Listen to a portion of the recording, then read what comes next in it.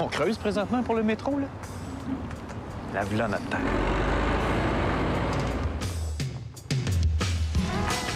12 mois et 25 millions de tonnes de remblai plus tard, l'île Sainte-Hélène est agrandie et l'île Notre-Dame est créée. Bien, faut pas faire attendre le maire drapeau.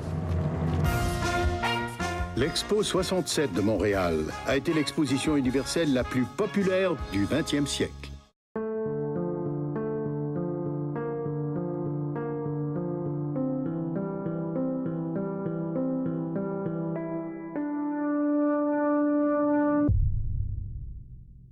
Du sang dans l'urine est le symptôme le plus commun du cancer de la vessie. N'ignorez pas ce signe, pas même une seule fois.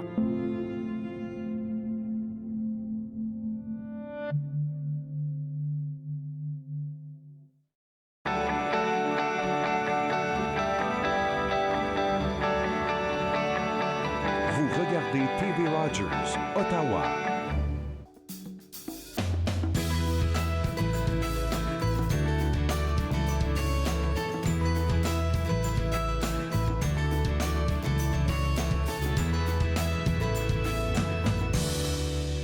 Bonjour et bienvenue à Entre nous, exclusivement sur les ondes de TV Rogers. Je suis Claude-Andréa Bonnier et je me ferai un réel plaisir de passer la prochaine heure avec vous. Aujourd'hui à l'émission, on va parler de spiritualité avec notre canalisatrice Marie-Pierre Chaumont. On va parler finances avec Cédric Larigadi, notre conseiller financier qui est avec nous. On parlera de musique aussi, mais tout de suite pour commencer, j'ai des invités spéciaux. On a Loki et j'arrive pas à retenir son nom, lui, c'est... Girillo. Girillo, c'est bien ça? Girillo. OK. Alors, Lynn, toi, tu es là pour nous parler un peu de ta passion pour les chats, parce que toi, tu es une amoureuse des chats. Depuis combien de temps? Depuis l'âge de 10 ans. Oh my God, ça remonte à loin, alors. Très longtemps. Alors, avec ta passion pour les chats, je pense qu'il y a un club dans lequel tu as été intégrée et vous faites de belles choses pour eux. Oui. Moi, ça fait 14 ans que je suis avec le club Exposition Ottawa. C'est le Ottawa Valley Cat Club. OK. Le club même, ça fait 20 ans qu'il est en Qui existe, OK. Ça existe, c'est ça. Et puis là, tu l'as intégré. Qu'est-ce que tu voulais apporter de plus au club? Moi, ce que j'apporte au club, Oui, qu'est-ce que tu voulais apporter de plus en intégrant le club? moi, c'est la... Juste ta passion, juste la partager. passion d'être avec les chats, de voir les différents chats, de connaître les différents chats. C'est incroyable. La personnalité, les chats domestiques, les chats de race, c'est quoi la différence? Moi, c'est incroyable, les informations. Et puis ça te permet aussi d'apprendre quelque part, hein, parce que là, tu parles de chats de race. Et puis je pense que ceux qui sont là, ce sont des chats de race, oui? Ça, c'est des chats de race. Oui. Un chat de race, ça veut dire qu'on peut, on le sait, c'est qui les parents. OK. Et on peut suivre la ligne. OK? D'accord. Donc, on sait c'est de deux Bengales ou un... De qui il vient. C'est ça. Puis OK. on peut regarder...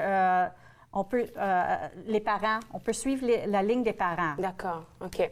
Et puis là, en fait, est-ce que tu pourrais nous dire un peu la particularité de ceux qui sont là? Parce que ceux-là, ce sont des Bengales, je pense. Ça, c'est des Bengales.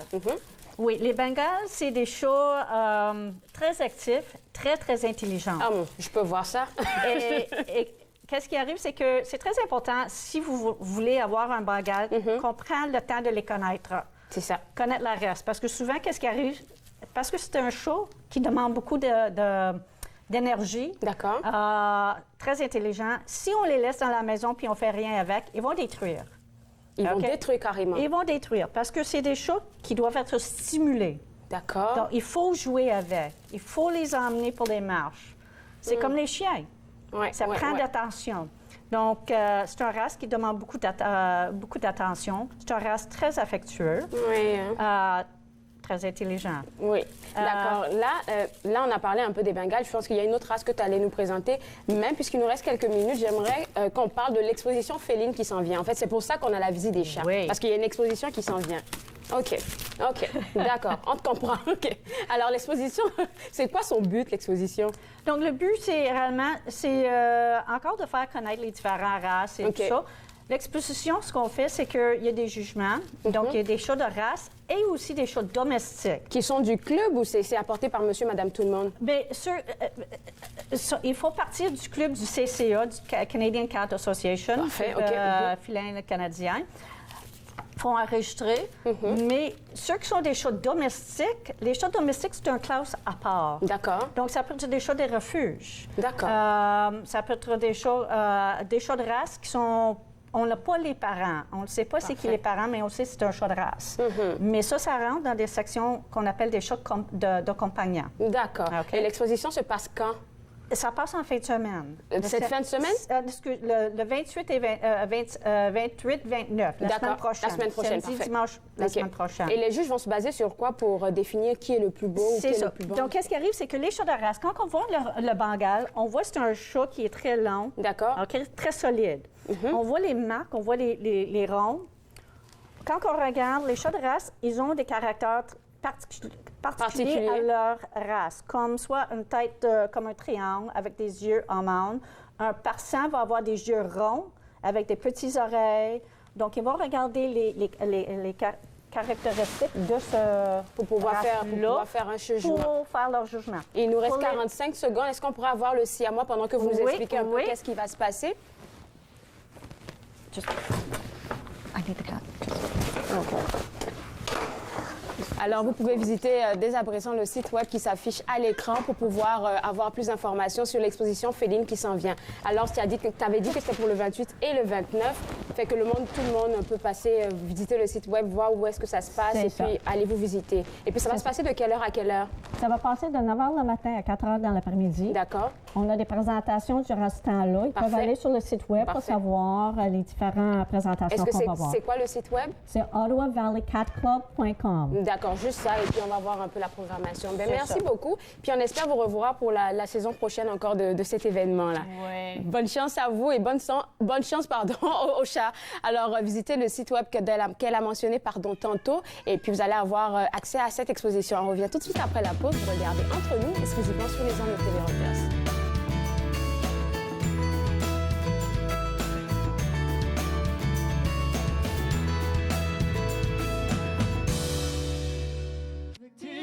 Cette semaine, à l'émission Court-Circuit, on rencontre le duo Beau Séjour entre Acadie et Manitoba, deux voix et des histoires à partager. Soyez là. Court-Circuit, vendredi 21h sur TV Rogers. Moi, je m'appelle Alexandre Belki et je travaille comme bénévole. Et moi, je préfère faire le CG, autre que des caméras ou les autres affaires. La raison que j'ai choisi d'être un bénévole à Rogers, c'était plus pour mon futur. Donc, comme j'ai dit, j'aimerais aller travailler avec téléproduction ou même des films. Puis, je pense que TV Rogers, c'est la plus bonne idée. C'est une bonne idée pour l'expérience. Nous sommes la génération qui avait tout, qui a révolutionné la musique, qui savait comment gagner. Et nous savions célébrer. Nous nous sommes unis pour lutter contre la faim chez les enfants. Nous nous sommes unis pour les protéger. Et dans ce monde dangereux, nous devons continuer de les sauver.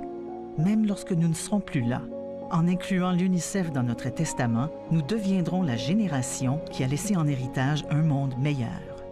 Visitez le unicefleg.ca. À la prochaine émission, je rencontre Dorothée Roux, une femme humoriste d'origine haïtienne qui fait de l'humour différemment. Alors, suivez-moi.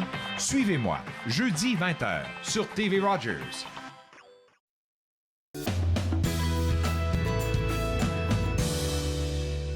De retour à Entre nous exclusivement sur les ondes de TV Rogers. Après l'exposition féline qui s'en vient, on parle maintenant de musique. Et avec moi, j'ai Jeff Cavanda, qui est assez connu de beaucoup de personnes, mais moi, personnellement, je ne vous connais pas.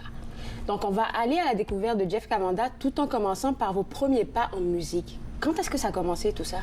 Oh, ça a commencé il y a longtemps, hein. Ça va faire presque 26 ans. 26 ans, oh ouais. J'ai commencé très tôt. Donc, j'ai commencé en fait chez moi. OK. Et chez vous, c'est où? Au Congo. D'accord. Je viens du Congo, Congo-Kinshasa. D'accord. Donc chez moi, ma maman, quand elle préparait la nourriture, après avoir préparé des boîtes de conserve, des tomates, alors après avoir jeté ça, moi j'ai ramassé ça pour fabriquer des petites jouets. Les boîtes de conserve. Des conserves, des tomates, des choses comme ça. Pour faire du son. Ouais, parce que, la musique, là, je pense que ça vous connaît bien chez vous au Congo. Ouais, donc j'ai fabriqué des petits jouets. Puis là, j'ai commencé à fabriquer des petits tam-tams, petits tambours. avec des boîtes de conserve. C'est comme ça que j'ai commencé à jouer en fait. C'est si simple comme ça. C'est assez curieux, mais parce que je ne vous connaissais pas forcément, on a une entrevue, il faut que je sache savoir à qui j'ai affaire. J'ai vu un peu que vous avez travaillé avec de grands noms tels que Papa Wemba, Pépé Calé. Comment est-ce que c'est arrivé tout ça? J'ai pas vraiment travaillé avec eux, mais je les ai approchés en fait. Celui qui veut, il va chercher. Voilà, j'ai beaucoup approché. Comme Papa Wemba, j'ai la chance de les rencontrer personnellement. Et puis, il m'a donné ses conseils chez lui. Et puis, mais à part ça, j'ai travaillé plus avec les artistes en Belgique, en fait. D'accord. Beaucoup des artistes en Belgique, comme Arnaud, Marie Don Zap Mama. Donc, j'ai fait pas mal des artistes en Belgique. La princesse Mantiambila, donc voilà. Ok. Et puis, de quoi vous vous inspirez pour faire votre musique? La musique, de la vie de tous les jours. Okay. La vie de tous les jours, les bonheurs, les amis, les inspirations, ça vient de là. Donc vous êtes là assis quelque part, peut-être même à l'émission, vous pensez direct à quelque chose, ok, ça peut faire une chanson. Ouais, c'est ça. Et puis c'est de là que ça part. C'est ça. C'est l'amour en fait, c'est l'amour qu'on reçoit, et puis on retourne ça. C'est tellement beau, c'est tellement beau ce que vous dites là. Et quel genre de musique que vous faites? Parce que je sais qu'au Congo, c'est beaucoup plus de la rumba ou des affaires qui sont dansantes, mais c'est quoi votre particularité, vous, Jeff? Oui, moi j'ai fait de la rumba, c'est une base rumba, mais j'ai développé ça dans ma façon en fait. Et puis à cause de voyager partout dans le monde, j'ai pris un peu de sauce par-ci par-là. J'ai créé mon paella, mon plat paella encore. La paella musicale. À Jeff Kavanda, voilà. Donc, et puis ta paella est composée de quoi? Il y a des percussions, il y a le violon, il y a le piano, il y a berimbau. C'est quoi le berimbau? C'est un instrument brésilien. Ok. Donc, il y a tabla, il y a ngoma, il y a djembe, il y a un peu tout. Ok, donc toi, dans ta musique, tu arrives à mixer du violon, du piano et le djembé. Ouais. Comment c'est faisable, en fait? Et puis la voix, puis des voix polyphoniques des pygmées de chez nous. Sérieusement, ça doit être quelque chose d'assez particulier, là, parce que piano, violon et puis le djembé, parce que ça, c'est beaucoup plus dansant, alors que le violon, oui, ça peut avoir des envolées, mais c'est quand même doux, quand même, hein? C'est pour cela qu'il faut chercher à venir quand j'ai un spectacle. Il faut venir voir un spectacle le 25 octobre. Ça va se passer à Ottawa, ici. D'accord. Il faut venir voir ça, en vrai. Et puis, je sais que ta troupe musicale, c'est pas juste comme des personnes qui viennent de ton pays. C'est d'un peu partout. Vous êtes combien dans votre groupe musical? C'est ça, je viens de dire, c'est paella, c'est vraiment mélangé. C'est vraiment la paella, ok. C'est mélangé, il y a des Belges dedans, il y a des Canadiens, il y a des Français, il y a tout, quoi. Il y a un peu tout, il y a des Latinos, il y a des Cubains dedans, donc c'est un peu tout. Donc, normalement, on est à 8 sur scène. Mais cet événement qu'on va faire, on va être à 12 sur scène. Pourquoi? Parce que c'est ça, en fait, la fête au village. C'est la famille. La fête au village, d'accord. C'est la famille. Alors, on a parlé tantôt d'un spectacle qui s'en vient. C'est pour ça même que tu es sur notre plateau aujourd'hui pour parler du 25. Et puis, là, qu'est-ce que tu vas présenter aux gens qui vont venir te regarder? Parce que tu l'as dit tantôt, c'est mieux te voir en spectacle. Ouais. Qu'est-ce que tu nous prépares? Je vous prépare, je suis en tournée la musique Mbondatou. C'est un spectacle qui va s'inspirer, comme moi-même je suis percussionniste à la base, donc des percussions avec tous les instruments là qui viennent de citer là. C'est ça, on va vous montrer comment on fait ce mélange-là, comment on va vous faire danser, comment on va vous faire voyager en restant au Canada, à Ottawa, et puis on va vous faire voyager partout dans le monde. Et puis ça, c'est des musiques que tu écris de toi-même, je compose des musiques, mais de temps en temps, j'ai fait un petit clin d'œil à la rumba congolaise, parce qu'on est né dedans, on est grandi là-dedans. Et puis, d'habitude, juste par curiosité, quand tu parlais de tournée, est-ce que ça a déjà commencé ou tu es en pleine tournée là? Parce que je sais que tu fais une tournée. Oui, je suis en pleine tournée là. Ça va être notre 8e spectacle qu'on va faire à Ottawa. C'est notre première show à Ottawa. On a déjà fait Montréal, on a fait Lac Tibérial, on a fait l'île de Calimé, on a fait pas mal de shows. On a fait encore Montréal comme un quartier de Petite Bourgogne. Avec ce même genre de spectacle-là. Même genre de spectacle. Mais celui-ci, comme ça va être dans la maison, c'est un peu plus grandiose. C'est comme c'est à la maison. C'est la première fois que vous jouez au Centre des Arts Checkmate? C'est la première fois. Il y a 6 ans, j'avais fait un Centre national des arts d'Ottawa. Il y a 6 ans ou 7 ans, je crois. Mais Checkmate, c'est la première fois. D'accord. Puisque moi, j'ai la chance de vous avoir ici. Est-ce que ça vous dérangerait de me faire un petit truc, là, pour me donner à moi le goût de venir le 25 octobre pour vous voir? Ah! Oui, ça, c'est mon petit piège aujourd'hui. Juste avec la voix, c'est vrai que vous êtes percussionniste, mais peut-être que quand vous êtes chez vous, quand les sons viennent, là, vous avez quelque chose à fredonner. Hein? Bon, je vais faire une chanson. Yeah, yeah, yeah, yeah, yeah, yeah, maman. Namonia zili kimingi, Oh bébé, nikitisa naino. Oh. Patience ezalata na motema, bolingwango na tongo boye, esila omia, ponion silikimiye. Ça, c'est de la rumba. Ça, c'est la pure rumba. C'est la pure rumba. Et puis ça, c'est quelque chose que vous allez offrir aussi au public. Oui, c'est une composition. Mais sans percussion, parce que normalement, la rumba, ça ne s'accompagne pas de percussion. Ben oui, la percussion. Pour de vrai? La base de rumba, c'est les congas, c'est les percussions. Alors, c'est que moi, là, j'ai des choses à apprendre. J'écoute vraiment la rumba, mais sans savoir exactement c'est fait de quoi. La rumba, c'est une guitare, c'est une percussion. Ça fait une base, quoi. On ne peut pas mettre la rumba sans percussion. OK. C'est pour cela qu'il faut venir voir le 25 octobre, Centre des Arts Checkman. Et c'est à quelle heure? C'est à 20h. C'est à 20h et le spectacle va durer combien d'heures? On va faire 1h45 de show. Waouh! Ça va donner du volume à ça. 1h45 mais il y aura une partie dansante ou comment vous avez subdivisé le spectacle? Nous, on fait un peu du tout. Donc, tout le monde va se retrouver. Comme je viens de dire tout à l'heure, venez, on va vous faire voyager partout dans le monde. D'accord. Est-ce qu'il y a, à part le site web du Centre des Arts Checkman, est-ce qu'il y a un site web où est-ce qu'on peut prendre dès à présent les tickets ou c'est juste sur Non, c'est toujours Checkman. D'accord. Site web de Checkman, on peut acheter des billets là-bas. C'est déjà disponible. C'est déjà disponible. On peut aller acheter dès maintenant là. C'est déjà disponible. Et puis si quelqu'un veut écouter ma musique, il peut aller chercher iTunes, Jeff Cavanda. Vous tapez Jeff Cavanda iTunes, vous allez voir tous les albums. Et puis même sur YouTube, là si on est curieux, d'abord on va sur YouTube et puis après on télécharge tout l'album sur le iTunes. Ouais. Parfait. OK. Mais merci beaucoup et puis je te souhaite bonne chance pour ton spectacle. Merci beaucoup. Merci Alors, beaucoup. vous à la maison, déjà, comme il a dit tantôt, allez YouTube rapide, là, Jeff Cavanda, voyez un peu qu'est-ce qu'il fait. Vous vous téléportez sur votre iTunes pour télécharger de la musique et vous allez visiter le www.centredesartscheckman.ca pour prendre votre ticket pour son spectacle qui s'en vient le 25 octobre. On va prendre une toute petite pause et juste après, on parle de spiritualité avec notre canalisatrice Marie-Pierre Chaumont. Vous regardez Entre nous, exclusivement sur les ondes de TV Rogers.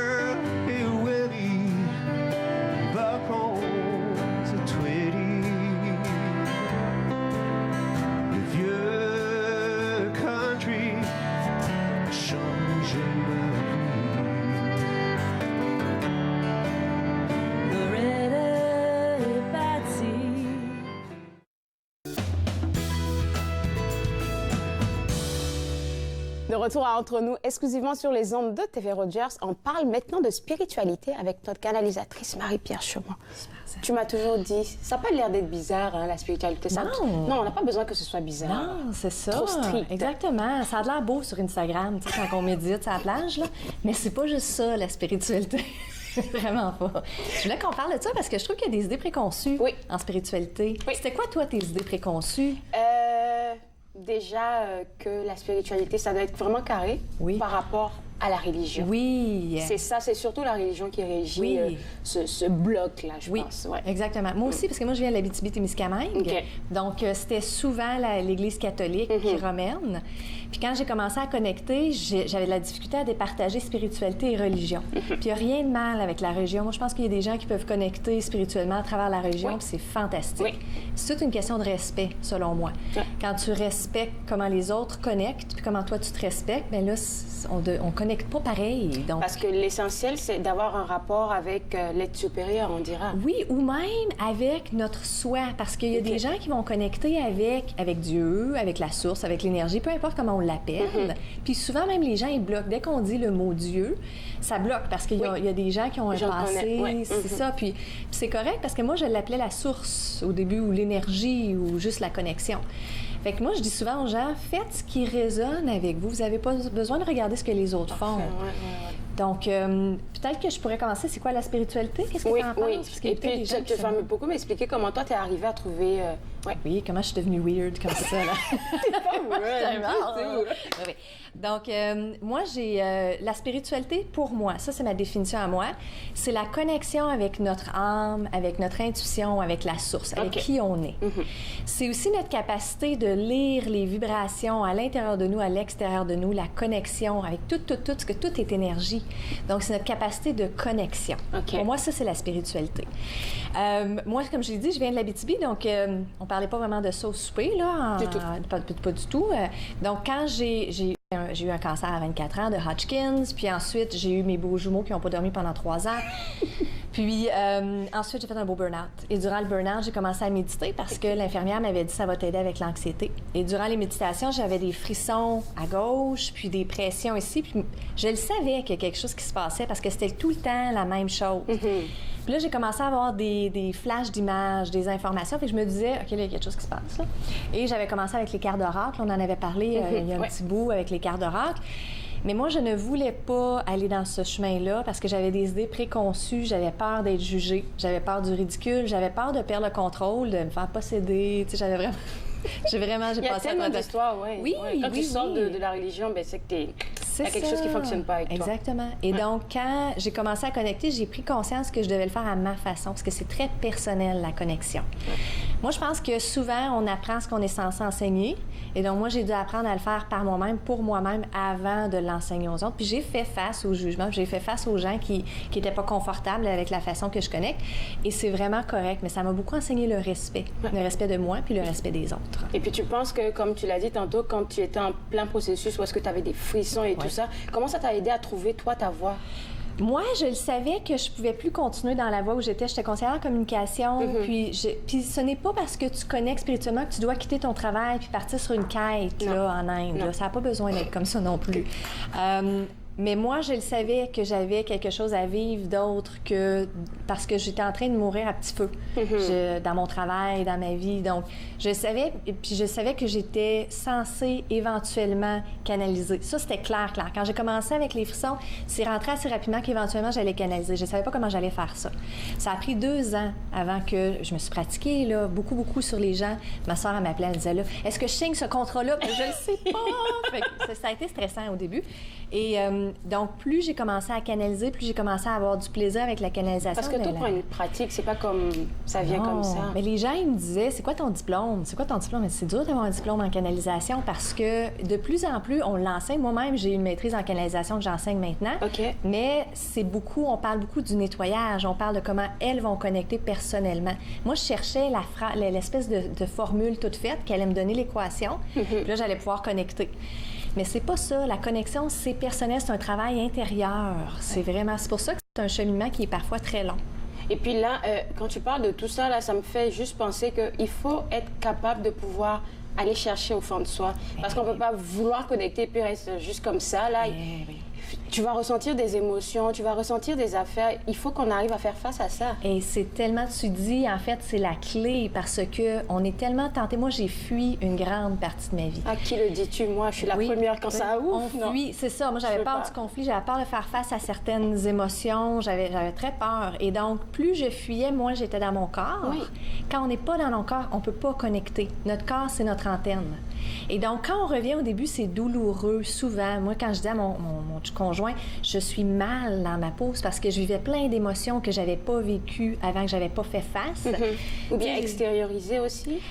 Au début, il fallait que j'y fasse face parce qu'entre autres, par exemple, le cancer, j'avais pas vécu mes émotions négatives face au cancer. Tu sais, je me disais, il faut que je sois positive pour pouvoir vivre. Donc, 10 ans plus tard, j'ai vécu mon sentiment d'injustice, ma peur, ma tristesse, mon deuil. Mais ça, je l'avais pas vécu. Fait que quand tu le vis, tu te dis, mon Dieu, je suis en train de retourner en arrière, je suis en train de reculer. Oui. Mais non, tu nettoies. Parce que quand tu nettoies, quand tu ne fais pas face à tes émotions, là, ils restent dans tes tissus, ils restent émotivement dans l'énergie. Si tu y fais pas face, ils s'en vont pas nulle part. Là, je suis assez passionnée, ça me passionne comme sujet. Parce que souvent, les gens, ils se disent, je vais juste mettre un couvercle dessus et là, je vais pouvoir passer à d'autres choses. Mais elle vibre, cette émotion-là, cette situation-là qu'on n'a pas fait face. Notre cycle émotionnel qu'on n'a pas terminé, il est encore dans notre énergie. C'est tellement vrai ce que tu dis là, parce que si le monde ne sait pas, tu as un livre qui s'appelle Une vie lumineuse. Tu pourras même vérifier, il est dans mon sac actuellement, là, au bureau. Va chercher ta sac. Je le lis à chaque moment. Et je pense que la semaine passée, j'ai pu lire quelque chose qui disait, tant que tu n'as pas fait face, comme tu disais tantôt, à certaines émotions, en fait, ça va revenir sous d'autres formes. Tout le temps. Pour que tu puisses les nettoyer, enfin. Tout le temps. Et en plus, en ce moment-là, je vais sur une autre tangente, mais c'est important parce qu'il y a des gens en ce moment qui vivent des grosses choses. Oui. On termine 2019 et 2020, d'habitude, 2020, l'énergie de la prochaine année, ça commence en avril-mai. L'année prochaine, ça commence en janvier. Le 20 janvier, ça décolle. Et donc, les gens, en ce moment, sont en train de vivre des grosses émotions. Il y a du gros nettoyage. Et tout il y a un rétrograde du Mercure en octobre qui commence, qui est du nettoyage encore de vieux passés, de vieilles choses qu'on veut laisser aller. Les gens, ils m'appellent, puis ils capotent, puis ils disent « Pourquoi je vis tout ça? » Non, c'est bon. Parce que là, tu es prêt à y faire face. Là, tu es prêt à le laisser aller. C'est ça, la connexion. Et il y a quelque chose que tu dis à ce propos, c'est... Merci de... On va pas se taper sur la tête, mais merci de me faire vivre ce que je vis actuellement. Exactement. Puis quand quelqu'un vit quelque chose avec quelqu'un qui est difficile, je dis, c'est tellement un bel enseignant, cette personne-là. Ouais. C'est vraiment vrai. J'appelle même pas ça des obstacles, j'appelle ça des défis de vie. C'est des beaux défis. Ou des expériences de vie. Alors, tu vas nous donner des pistes de comment pouvoir connecter, mais on va le faire après la pause. Alors, nous, après la pause, on revient et on va continuer de parler de spiritualité avec notre canalisatrice, Marie-Pierre Chaumont. Vous regardez Entre nous, exclusivement sur les ondes de TV Rogers. Oui, je l'aurai.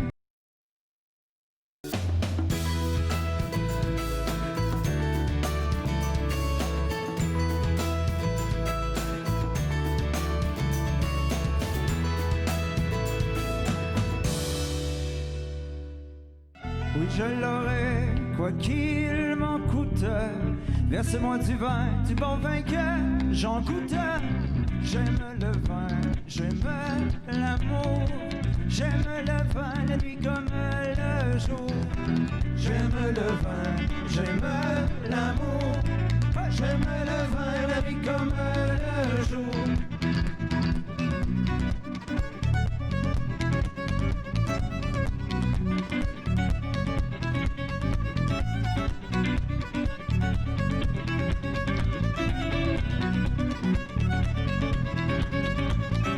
Chers camarades, je suis malade. Faites-moi mon lit car je vais dormir. Chers camarades, je suis malade. Faites-moi mon lit car je vais dormir. Mais pas avant que l'on m'y couche. Versez-moi du vin, du bon vin que j'en goûte. J'aime le vin, j'aime l'amour. J'aime le vin, la nuit comme le jour. J'aime le vin, j'aime l'amour. J'aime le vin, la nuit comme le jour.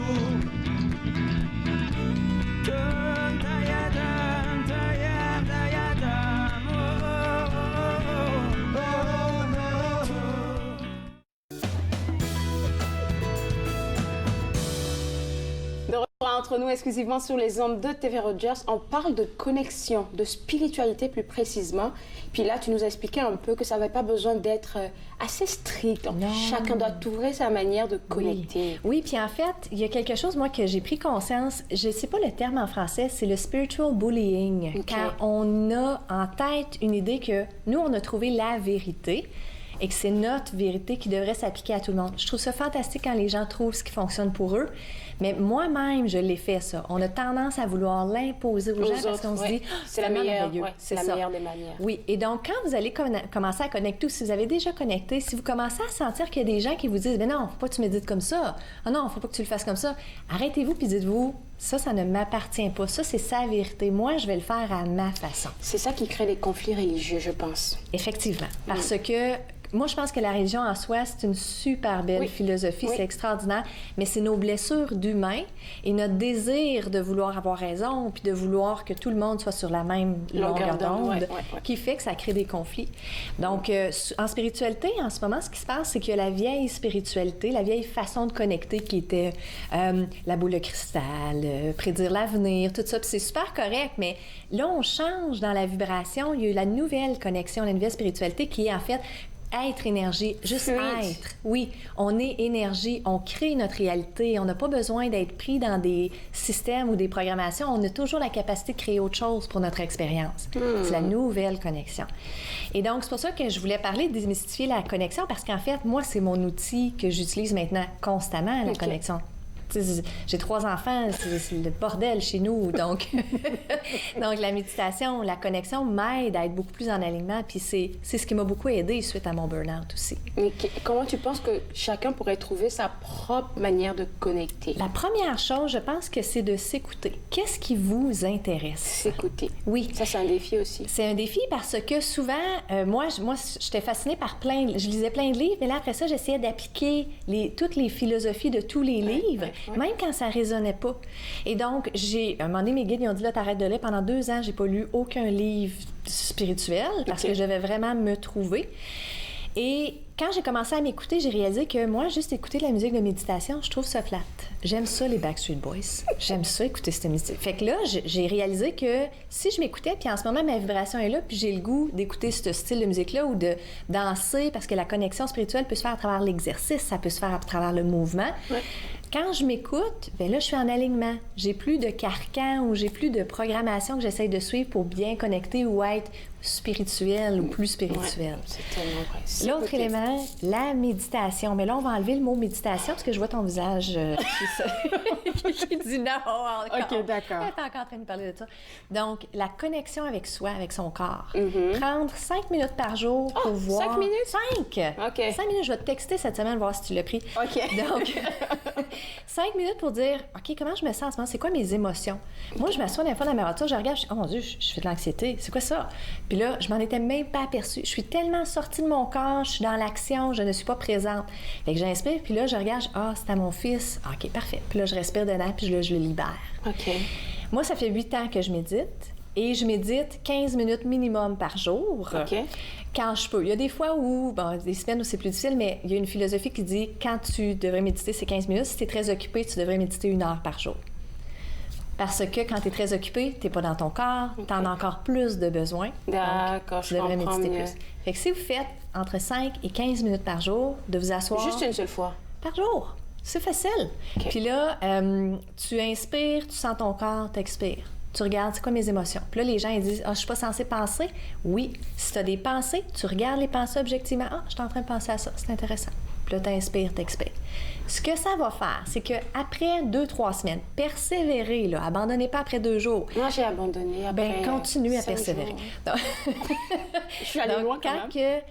C'est parce qu'après 2 semaines, ce qui arrive, c'est qu'il y a un déclic qui se fait dans notre énergie. Okay. Notre corps se permet de s'asseoir, il se sent plus en sécurité. Il n'est pas en mode « faut que je sois dans l'action, je suis en train de rien faire ». Là, ce qui arrive, c'est qu'il y a de la clarté. Et là, c'est vraiment le fun. C'est que quand tu t'assois en connexion, puis tu regardes, mettons, par exemple, moi, j'ai un projet, puis là, je me dis « OK, je vais juste m'asseoir là-dedans. » J'ai des épiphanies, j'ai de la clarté, j'ai mes guides qui me placotent ça, j'ai mon intuition. C'est pour ça qu'on connecte. C'est pour avoir notre outil à nous qu'on a tous. D'accord. Donc là, tu as dit 15 minutes. Est-ce que tu penses que ça devrait se faire en matin ou... Ça, je vous laisse choisir. Okay. Moi, ce que je suggère pas, par contre, c'est dans le lit. Ne le faites pas dans le lit parce que vous avez associé le lit au sommeil. D'accord. D'accord? Je suis tout en train d'enlever tes trucs que tu faisais, on dirait. J'ai tellement honte. Non, c'est correct. On a tous à l'apprendre. Mettez-vous un chrono aussi. Okay. Parce que vous allez penser que ça fait 2 heures quand ça fait 12 minutes. D'accord? Donc, assis à terre en lotus ou sur une chaise, vous inspirez, vous expirez. Et surtout, moi, mon mantra, c'est juste de la présence, pas d'attente. Donc, juste sentir son corps, juste dans la présence, sans attendre. Vous n'êtes pas là pour avoir des épiphanies, pour nettoyer, rien. Vous êtes juste là pour être. Éventuellement. Ça fait plus simple de comprendre comme ça. Oui, parce qu'on a l'impression que quand on médite, on a besoin d'avoir une réponse comme tout de suite. Il y a quelque chose qui doit se déclencher. Puis là, souvent, moi, quand j'ai médité, ma réponse, elle va venir le lendemain ou le surlendemain. J'ai fait de l'espace pour qu'elle monte quand elle est censée monter. Je comprends. Et là, moi, ce que je fais maintenant, ce que j'invite les gens à faire éventuellement, c'est d'être toujours en mode méditation. Tu t'assois dans ta voiture, t'inspires, t'expires. J'ai été me chercher un café tantôt, j'inspirais, j'expirais en attendant. Je chantais mon corps. Comme ça, j'ai toujours un œil sur mes émotions, sur comment je me sens, je relaxe. Donc, ça devient un style de vie, la connexion. D'accord, on va prendre une longue pause, je vais inspirer. Oui. Et expirer. Oui, c'est ça, exactement. Je vais regarder, je vais te juger. Puis, il y a quelque chose aussi que les gens doivent savoir, c'est que tu offres des séances, hein? Oui, en fait, je canalise pour des sessions privées. Donc, ils peuvent aller sur mon site web, mariepierrechaumont.com. J'ai des lives aussi, des directs. Donc, qui sont très, très instructifs. Merci, je les ai oubliés toute la semaine passée. Donc, je m'excuse. Fait que lundi et vendredi à 12h30, Instagram et Facebook. Et ils peuvent me contacter. J'ai des cours en ligne aussi pour la connexion. Et puis, ça a commencé bientôt, oui. Hein? Moi, j'ai une maîtrise en canalisation. J'ai fini la première cohorte, j'en commence une autre. Puis, je vais accompagner les entrepreneurs à partir du 28 octobre. Tu es super occupée, mais tu trouves le temps de nous visiter. Et oui, ça me fait tellement plaisir. Merci beaucoup, Marie-Pierre. Alors, c'est pas bizarre, la spiritualité. Vous avez juste à trouver votre voie. Et si vous avez besoin d'un suivi, d'un soutien, je vous invite à visiter le www.mariepierrechaumont.com. Après la pause, on parle de finances avec notre conseiller financier, Cédric Larigaldi. Vous regardez Entre nous exclusivement sur les ondes de TV Rogers.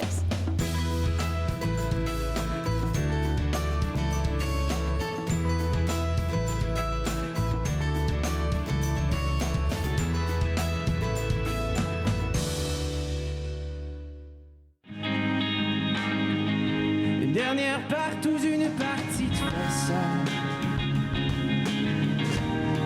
Avant de demander au Dieu de me pardonner tous les gestes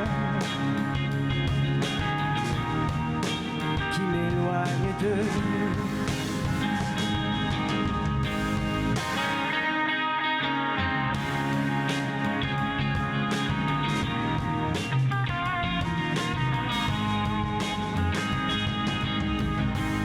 Je ne veux pas vivre au bout d'une leçon.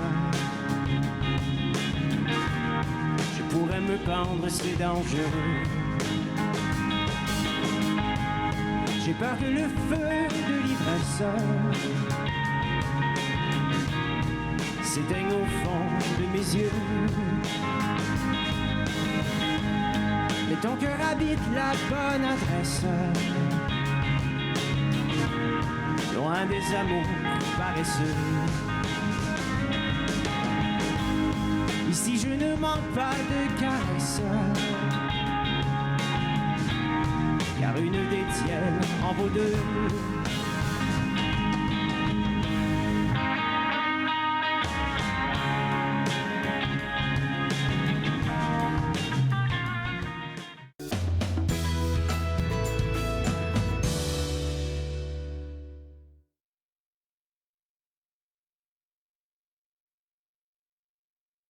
Quoi, mon avenir? Parce que là, est-ce que tu as des ascendances de voyants? Ouais, si vous avez beaucoup d'argent, c'est plus facile. Si... non, pas trop. Alors, aujourd'hui, tu es là pour nous parler du REER, hein? Oui. Alors, c'est... Qu'est-ce que c'est que ce truc-là? Oui. D'abord, à la base, il faut qu'il y ait un enfant, puisque le but du REER, c'est d'aller faire des études après la 12e année, ou la 13e année si vous êtes au Québec. Donc quand on voit à l'université, le problème soit de l'université, du collège ou quoi que, c'est que ça coûte cher. Ouais. En général, un cycle de 4 ans, on est dans les moins chers aux alentours de 45 à 50 000 $. Moi, pour 2 ans, c'était 24 000. C'est ça. Donc on est vite à 10-12 000 l'année, que ça soit les livres, que ça soit on a besoin d'acheter un ordinateur, que ça soit prendre des cours d'extra parce qu'on a du mal à suivre ou des choses comme ça, c'est vite un budget. Donc le gouvernement a mis en place un plan dont vous pouvez mettre de l'argent dedans. D'accord. Donc vous pouvez ouvrir un REER pour n'importe qui. D'accord. Donc ça peut être pour toi, par exemple, ça peut être pour un filleul, ça peut être pour un ami, un enfant qui a par exemple 10 ans, que tu connais, bah, tu as envie de l'aider. Donc toi, n'importe qui pour ouvrir un... Vous n'êtes pas obligé que ça soit pour votre enfant. D'accord, ok. Pour n'importe qui. Ouais, il faut juste que la personne aille faire des études, parce que le but principal, c'est d'aller faire des études avec ça. Ok. Donc ça c'est important parce que souvent il y a des grands-parents qui disent moi ma retraite j'ai pas besoin d'utiliser tout mon argent. Oui vous pouvez. Oui mais c'est un filleul d'un premier mariage c'est pas grave. Peu importe. Peu importe. Vous pouvez ouvrir pour quelqu'un. Donc ça c'est la première chose. Quand vous mettez de l'argent sur vos REER, le gouvernement va vous aider à partir d'un certain montant, enfin un certain pourcentage va vous donner de l'argent en plus. D'accord. Quand le moment sera venu ou quand vous faites la demande? À chaque fois que vous mettez de l'argent. Donc en gros, vous avez le droit de mettre un 2500 $ par an. Ok. Dès que vous l'ouvrez. Hein. Quand vous l'ouvrez. Quand une fois que vous avez mis un 2500, le gouvernement va vous donner un 500 $ gratuitement. Ok. Donc vous recevez un 20% supplémentaire. Donc plus tôt on l'ouvre, mieux c'est. Parce qu'avec ce 500 $, vous pouvez le faire fructifier sur les 15-20 prochaines années. Tout dépend à quel âge a l'enfant. Donc préférable de commencer plus tôt. Surtout si on repart au cocon familial, pour les enfants, préférable de commencer plus tôt. C'est ça. Vous pouvez ouvrir un plan individuel ou familial. Ah ok. Moi je considère toujours d'ouvrir un familial même s'il y a un seul enfant. Pourquoi? Pourquoi? Parce qu'il y a toujours des surprises qui se passent dans la vie. Ce qu'on prévoit de faire et ce qui arrive sont toujours deux lignes différentes. Surtout pour les enfants. Hein. Donc il y a des fois on dit non, j'en ai qu'un, j'en veux qu'un. Ou non, j'en ai deux, j'en veux que deux. Et puis 2 ans après, alors j'ai une nouvelle, voilà, enceinte, pas prévu, truc machin. Donc le fait d'avoir un plan familial, c'est qu'on peut transférer les fonds d'un enfant à un autre. Parfait, ok. Si un enfant décide, qui n'a pas envie d'aller aux études. Pas envie ou parce qu'il est très fort dans ce qu'il fait et lui va avoir des fonds. Donc il peut être un super bon en maths et puis les universités vont dire toi tu veux que tu viennes, ou peut être un joueur de hockey qui dit tu sais quoi, ou joueur de musique et puis donc on va peut-être pas avoir besoin d'autant de fonds qu'on avait prévu. Ok, d'accord. Ok, vas-y. Il y a plein de petits détails. Donc là c'est sûr que j'ai pris un plan, j'ai parlé de ça aujourd'hui parce que c'est la rentrée scolaire pour beaucoup d'élèves. Oui. Pour beaucoup d'élèves ça va être la première fois qu'ils vont rentrer à l'université et là les parents nous appellent et disent on va ressortir les sous, mais ça fait 20 ans ou 15 ans qu'on met de l'argent, mais on ne sait pas trop comment faire. Oui. Et puis que le gouvernement aussi ajoute de l'argent comme à chaque année. Chaque année, il rajoute de l'argent. Donc comment ça se passe lorsque vous retirez? La première chose, c'est que l'argent, il va y avoir un impôt à payer dessus. Bien Parce sûr. que quand il est dedans, il n'y a pas d'impôt imposé. Okay. Mais c'est imposable au nom du bénéficiaire. C'est-à-dire que l'enfant. Ouais, c'est ça. Okay. En règle générale, quand vous avez 18 ans, vous avez un revenu très très faible, voire zéro, donc vous n'allez pas payer d'impôt. Ouais. Ok. Ouais. Mais il peut y avoir des enfants, moi le mien j'en ai un de 19 ans, qui cet été a travaillé tout l'été, il a fait de l'argent cet été. D'accord. Ouais. Plus ce qu'il va retirer, il va peut-être payer un peu d'impôt sur les retraits qu'on va avoir à faire. Il y a des jeunes du cégep là, qui écrivent des livres. Ça se vend. Ils créent des affaires, des sociétés. Exactement. 17, 18. Donc, quand on veut savoir exactement est-ce qu'on va payer des impôts, le mieux, encore une fois, comme toujours, communication. On va voir son agent financier ou l'institution financière dans laquelle on est. On dit, voilà la situation pour cette année, mon fils a gagné tant, qu'est-ce qui se passe lorsque je vais faire des retraits? Pourquoi? Parce que si vous retirez la partie capitale, c'est-à-dire la partie que vous avez mis, vous ne payez pas d'impôt là-dessus. Parce que c'est votre argent. Vous avez mis 100 $, vous reprenez 100 $, il n'y a pas d'impôt. Par contre, vous allez payer des impôts sur la partie qui a grossi. Ouais. Et la partie que le gouvernement vous a déposée. Et puis là, on paye, c'est combien de pourcentage qui est pris? Tout dépend du revenu. Si l'enfant a déjà fait 50 000 $ dans l'année, ce qui serait énorme à son âge, mais ça pourrait arriver, là, il va payer beaucoup d'impôts. Un enfant qui a rien gagné parce qu'il a eu la chance d'avoir des parents qui ont mis de l'argent de côté et qui n'a pas besoin d'aller travailler l'été ou pas trouvé pour différentes raisons, il va payer 0% d'impôt puisqu'il ne paye pas d'impôt. Ok, curiosité qui vient de ma part, là, tu as dit que c'était préférable de faire un plan familial pour le REER. Imaginons que le parent ait décidé de faire juste un plan juste pour un enfant. Oui. Et puis il s'avère que le petit, là, il a décidé de ne pas partir à l'école. Comme il ne fait plus d'études, là. Qu'est-ce qu'on fait avec cet argent? Alors là, c'est la deuxième partie. Ok. Donc ça tombe bien.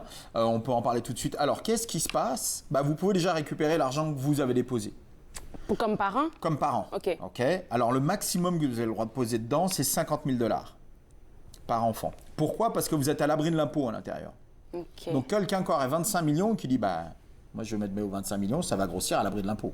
Non, vous ne pouvez pas faire ça. Parce que, ouais. Parce que c'est à l'abri de l'impôt. Donc, 50 000. Cependant, si votre enfant décide je ne veux pas y aller ou pour différentes raisons, n'y touchez pas. On ne touche pas à notre argent. On touche à rien. Pourquoi? Parce qu'une décision de 18 peut être différente de 25. à 18 ans qu'à 25 ans. Un enfant pourrait dire, j'ai besoin de découvrir le monde. OK. Vas-y. Et puis à 22 ans, il dit, je comprends pas, on est dans la même pièce, puis la personne avec qui je travaille fait 30% de plus que moi. Alors qu'on fait exactement le même travail. Parce que lui, il a un diplôme, et puis toi, t'en as pas. Parfait, ouais. Maintenant, tu peux continuer ou décide de reprendre tes études. Donc, en général, de toute façon, si vous décidez de reprendre votre capital, vous pouvez reprendre votre capital puis vous n'êtes pas taxé là-dessus. D'accord. Par contre, si vous décidez de prendre la partie où ça a grossi, alors là, il va y avoir de l'impôt qui va se mettre dedans parce que c'est un investissement comme un autre investissement. D'accord. Puis vous allez perdre la subvention du Canada, bien sûr. Donc là, il y a selon où vous êtes, que ce soit en Ontario, au Québec ou des choses comme ça, il y a des petites choses qui diffèrent. Donc là, il faut s'asseoir avec son agent financier en disant voilà la situation. Mais en général, quand un parent qui a un enfant de 18-20 ans qui dit non, il ne veut pas y aller, si c'est juste il ne veut pas y aller ou attendez. On attend. Mais... Sauf si vous avez là vous êtes persuadé que vraiment ça va pas. Vous avez besoin d'argent. Quelqu'un qui décède, la maison qui se casse la figure, une tornade qui vient et puis l'assureur paye pas. Bref, une situation où on n'a pas le choix.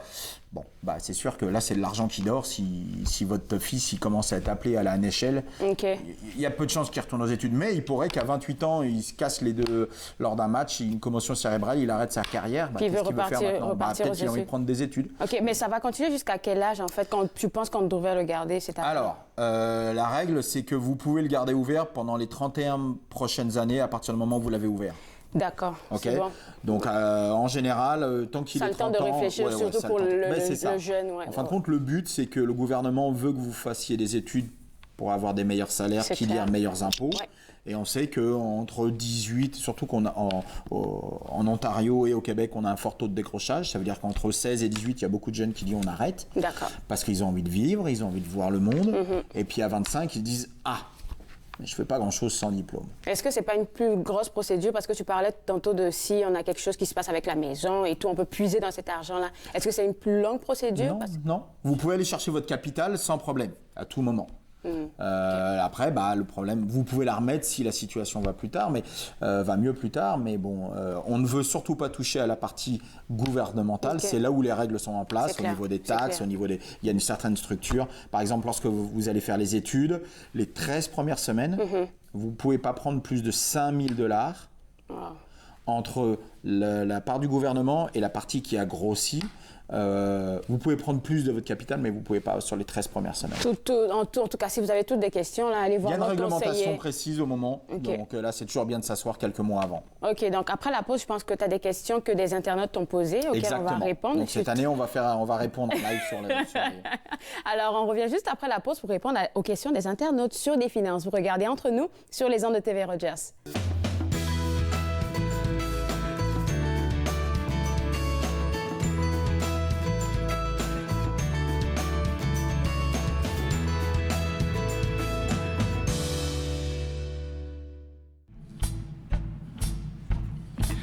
C'est pour l'amour qu'on a trouvé et tous les petits baisers, cette grande complicité quand tu me demandes de danser.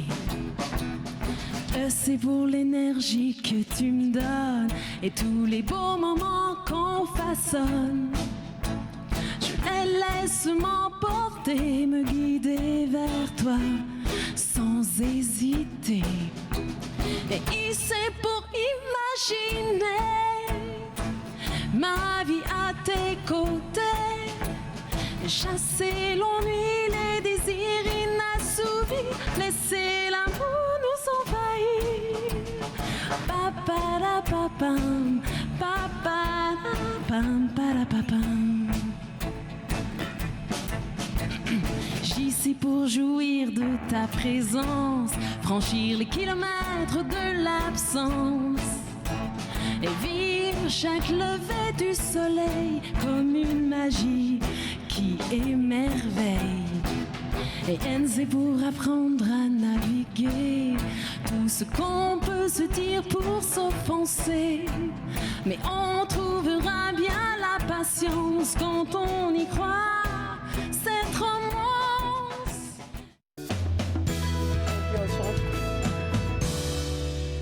De retour à Entre nous exclusivement sur les ondes de TV Rogers. On parle toujours finance avec notre conseiller financier, Cédric Larigaldi. Et tu me disais tantôt là, que tu avais lancé un appel à des questions pour des personnes parce sur le moi, j'ai l'habitude, je travaille tous les jours dedans, mais des fois, c'est bien d'avoir une vue de l'extérieur, des questions toutes simples et de se dire waouh. Et donc, j'ai envoyé des gens avec qui je travaille, des gens avec qui je côtoie, des amis. Je dis envoyez-moi des questions. Et puis, j'ai 3 questions là pour aujourd'hui. Comme on a 6-7 minutes, j'ai trouvé 3 questions, ça serait parfait. La première qui vient d'une amie qui s'appelle Anna.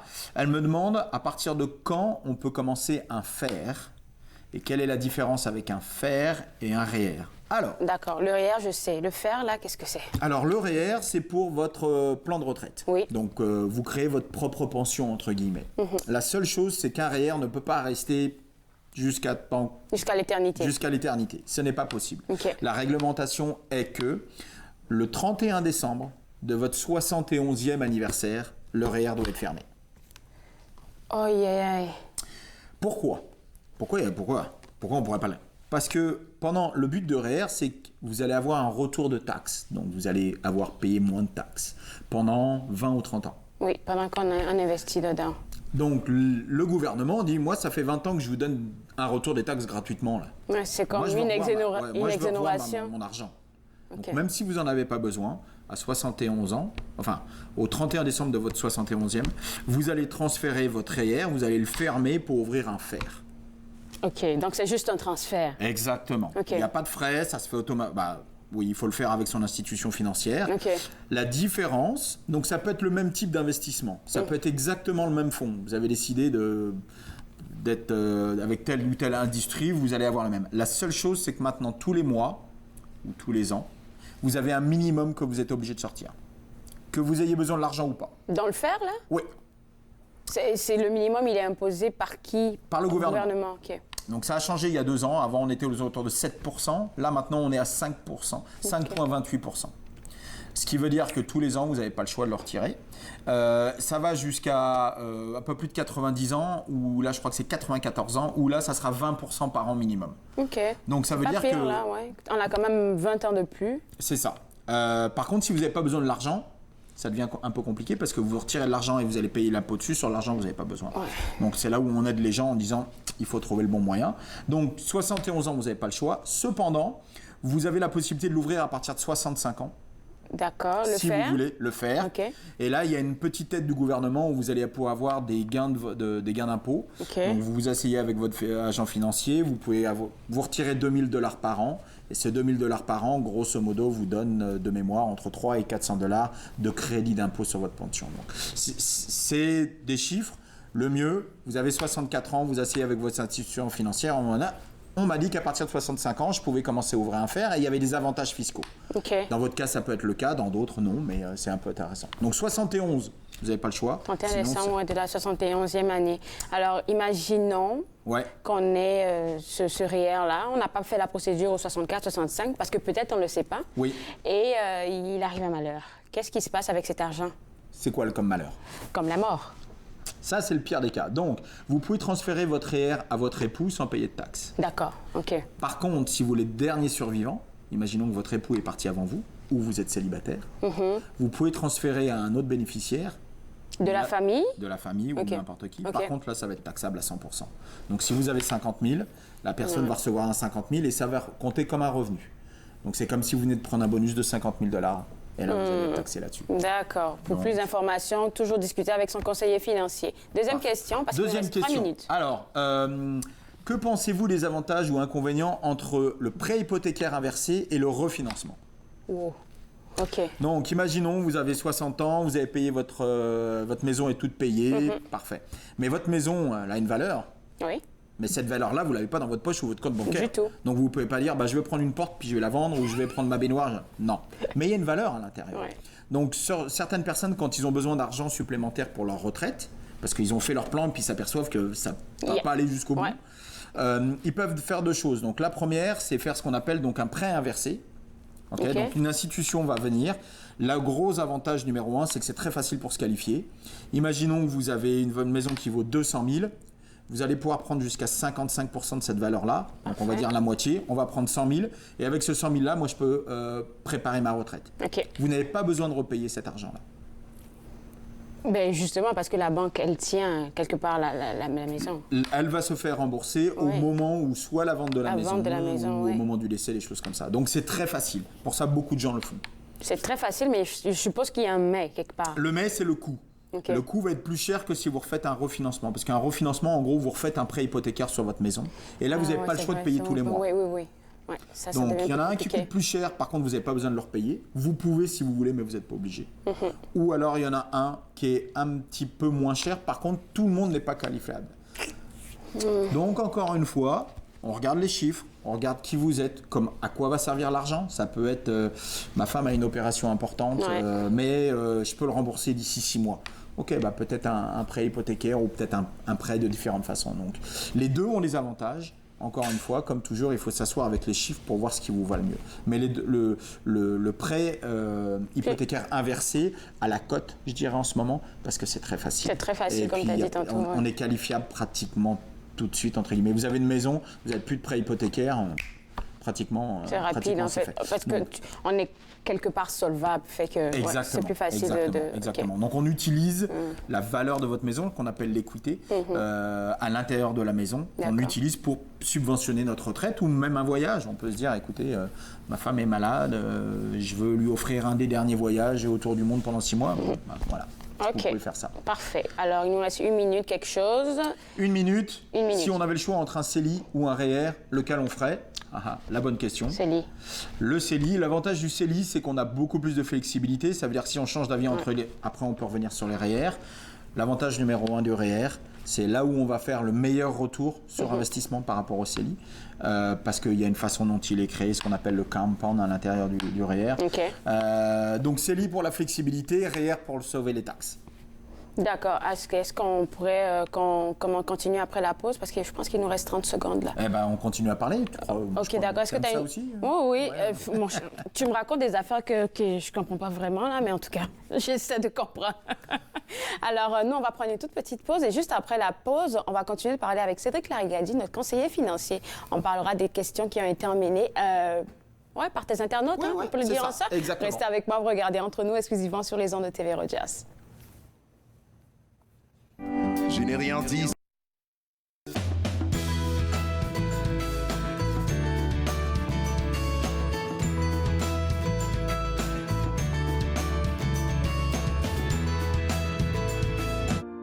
Ils ont servi pour protéger notre patrie. Plusieurs sont maintenant sans abri. Ils se sont battus pour défendre notre mode de vie. Plusieurs font maintenant face à des luttes bien personnelles. Ils ont répondu à l'appel de notre pays. À notre tour de leur rendre hommage en étant au service de nos collectivités. Aidez-nous à aider les vétérans. Devenez membre de la Légion dès aujourd'hui. À la prochaine émission de Lumière et d'Être, je rencontre France Jolicoeur qui va nous parler de la thérapie avec le tambour. De Lumière et d'Être, jeudi 20h30 sur TV Rogers. Mon mari est un homme et un père formidable lorsqu'il ne boit pas. Cela me dérange vraiment que mon mari choisisse l'alcool plutôt que nous. S'il nous aimait, il cesserait de boire, non? Ma conseillère m'a suggéré d'essayer Alanon. Je ne comprenais pas pourquoi, mais je suis heureuse d'y être allée. Êtes-vous préoccupé par la consommation d'alcool d'une autre personne? Vous n'êtes pas seul. Alanon ou Alatine peut vous aider. 1-888-4-ALANON ou visitez alanon.org. À la prochaine émission d'Émergence, je reçois Marie-Nicole Lamoureux, une clown, la clown chouette, et la fondatrice des Cyclones. Émergence, dimanche 19h30 sur TV Rogers. De retour à Entre nous exclusivement sur les ondes de TV Rogers. Je suis toujours avec Cédric Larigadi et on parlait CELI ou REER. C'est quoi le... Comme je vous disais, l'avantage du CELI, c'est qu'il a énormément de flexibilité. Vous ne payez pas d'impôts, vous pouvez retirer pratiquement à tout moment. Donc, lorsqu'on ne sait pas CELI, et puis le gros avantage du REER, c'est que vous gagnez des impôts, mais surtout, Le dernier moment où vous pouvez mettre des REER, c'est le 1er mars en général, ou le 29 février, tout dépend. Donc on peut utiliser ces 2 mois supplémentaires pour dire tu sais quoi, l'argent que j'ai mis dans le CELI, je vais le mettre dans le REER. Ouais, c'est ça. Donc ça, c'est une stratégie. D'accord. J'aime bien la nouvelle formule là, des questions qu'on peut t'envoyer. Alors comment donc, ça se passe? Bien sûr, s'il y a des internautes qui ont des questions, cédric@aspirewealth.ca. Je pense qu'on va le voir peut-être en dessous de mon nom. Donc ils n'hésitent pas, ils m'envoient un petit message et puis qu'ils disent j'ai une question là-dessus, comment on fait ceci, cela, et puis le mois prochain je reviens avec la réponse. Et puis ils ont qu'à suivre l'émission pour pouvoir avoir la réponse. On leur fera un petit coucou. Merci beaucoup Cédric, je te souhaite un bon week-end. Mais toi aussi. Il y aura du soleil je pense. Oui, ils annoncent très chaud. D'accord, alors vous aussi je vous souhaite un très bon week-end. On va se voir lundi à l'émission, on va parler de santé mentale, on va aussi parler d'une retraite artistique unique en son genre. Restez connectés, on se voit lundi. Au revoir.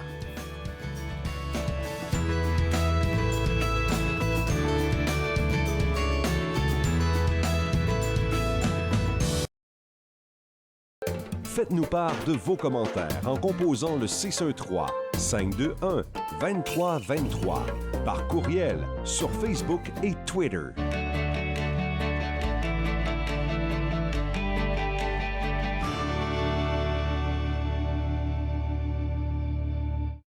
Je m'appelle James Fall, puis je fais mon coop/bénévole ici à TV Rogers.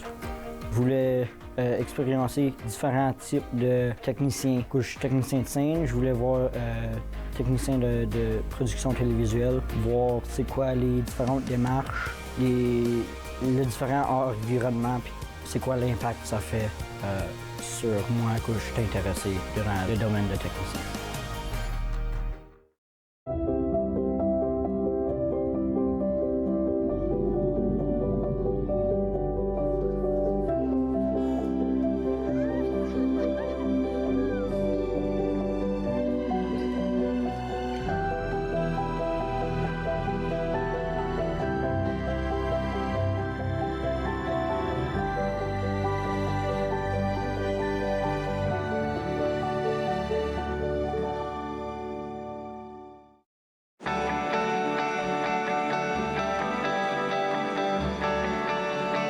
Regardez TV Rogers, Ottawa.